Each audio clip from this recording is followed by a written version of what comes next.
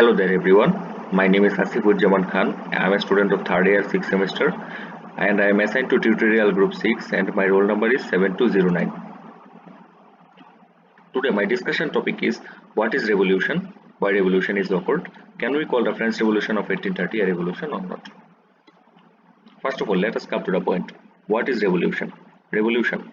In political science, a revolution is a fundamental and relatively sudden change in a political power and a political organization, which occurs when the population revolts against the government, typically due to perceived oppression. That means when the majority of the people is oppressed or deprived and they want a change in the system and they bring up some significant change through revolt, that may be change of system or the politics will be considered a revolution. Mainly significance and results differs revolution from the revolt. Now let us go to the next slide. Here we can see a famous quote of Louis XVI prior to the 1789 revolution. Upon hearing the news of the fall of Bastille, he asked his messenger, "Is this a revolt?" His messenger replied to him, "No, sire, it's a revolution." Here we can see the difference between the word revolt and revolution. Revolution is a word that means when a protest or an organized movement bring up a significant change in the society or that totally changes the system, and a revolt is mainly a protest that is against a ruler or some kind of administrators, and that doesn't bring up a significant change in the society or change in the system. The main difference between revolt and revolution is its impact and significance. Now let us go to the next slide. Why is revolution occurred?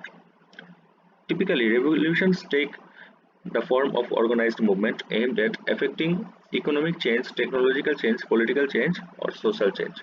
The people who start revolutions have determined that the institutions currently in place in society have failed or no longer serve their intended purpose.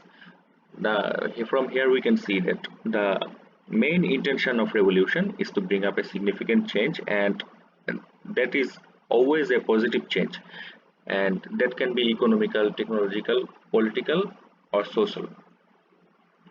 Now let us go to the next slide. Is the revolution of 1830 in France really a revolution? To understand the fact, we need to study its significance and we need to dive deep into the topic to see what kind of change the revolution of 1830 brought in France and what didn't change. To dive further, we are going to the next slide. Logic in favor of calling 1830 movement a revolution. The Bourbons were replaced by the Orleans. The monarchical system was brought under certain restriction, and the king was to rule by the will of people, not by divine. Previously, people thought that the king had some divine rights to rule over them, and the people had to obey the king, and the king should be beyond any accountability. And the 1830 movement, or which you call a revolution, replaced the Bourbons by the Orleans. Charles X was at power during the revolution of 1830, and he was replaced by Louis Philippe, the Duke of Orleans, and individuals like Talleyrand, Thiers, and Guizot supported Louis Philippe to replace Charles X. The king was to be known as the King of the French instead of the King of the France. It was mentioned in the constitution that the king will be called the King of the French. The French flag was changed and the tricolor flag was restored again. The tricolor flag was mainly the revolutionary flag or the flag of the revolutionists in France. That is still the current flag of France. Democratic rights like individual freedom was granted, and Louis Philippe called himself the citizen king. He said he was to rule but not to reign. That was mainly intended to win our people. Increase in the franchise. Louis Philippe and decreased the property qualifications for voting. Voting age was reduced to 25 from 30, and the annual tax was reduced to 200 from 300 in order to gain voting rights. Influence of the middle class. At the time of Louis Philippe, middle class remained supreme, and he was he was on the throne mainly with the support of middle class. His ministers like Thiers or Guizot belonged to the middle class. Even during the revolution of 1848, the middle class remained loyal to him.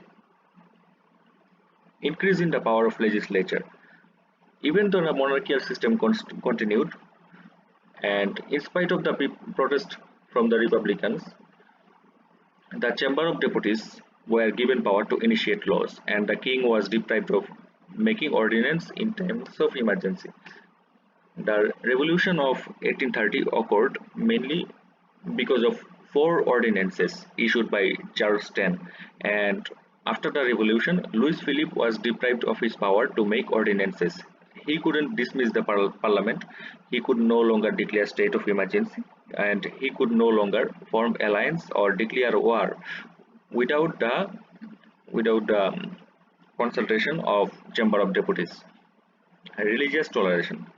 This is a significant fact that religious toleration was established, and Catholic and Protestants were placed at the same footings. Even the Jewish were same placed at the same footings. The Jewish rabbis were paid like Protestant pastors and Catholic clergies. Influence of the church over education. Only elementary schools were left under the church, and the higher schools were made independent of church influence. Now let us go to the next slide. Significance. Now here we can see the significance of 1830 revolution.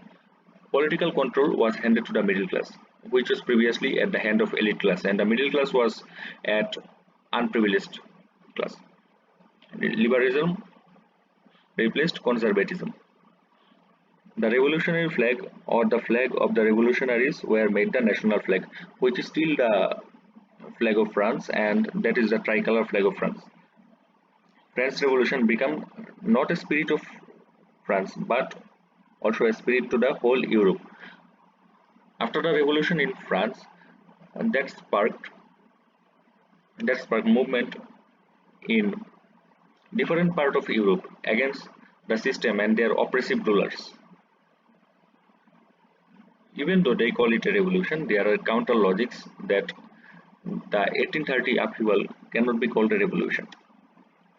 Logics again calling the 1830 upheaval a revolution. Even though the revolution of 1830 established the supremacy of middle class, the lower class still remained deprived. Like here we can see the middle class had money and they could pay taxes and they could eventually vote, but the lower class didn't have money and they couldn't pay 200 livre in tax annually or 200 francs annually. That's why the lower class remained deprived as usual. The franchises increased, but that still remained limited to the elite class, and the eligibility to vote was reduced and still was judged with property qualifications. That means the voters had to meet some criterions to vote, and they had to be over 25 and they had to pay 200 francs in tax annually, and if they failed to pay the taxes they were not eligible to vote. The revolution seemingly overthrew the Bourbons and replaced them with Louis Philippe, who was a part of another sect of Bourbons. However, it was just a change of power between the elites. After Charles X left the throne and he was replaced by Louis Philippe, Louis Philippe was mainly an Orlean, and Orlean is another sect of Bourbons. So that means the Bourbons were replaced by the Bourbons. But as Louis Philippe was the Duke of Orleans, he called himself the Orleans.